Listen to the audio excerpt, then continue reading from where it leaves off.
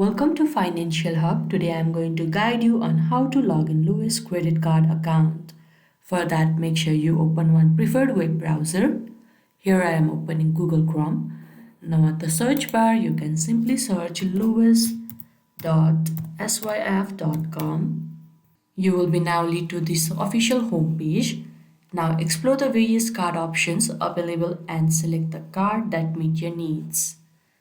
After that, click on the option Pay and Manage Account. Now here you need to enter your credentials, that is your user ID and your password.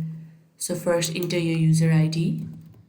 After you are done entering your user ID, simply enter your password. Now in case if you want to be remembered for the next time you log into your account, then you can simply click on Remember Me option. After that, you can click on Login and you will be logged into your Lowe's credit card account. But in case if you have forgotten your user ID or your password, you can simply click on Recover your user ID or Reset your password option, and they will be guiding you further to get your account back. I hope this video was helpful. Don't forget to like this video and subscribe our channel Financial Hub. Thank you.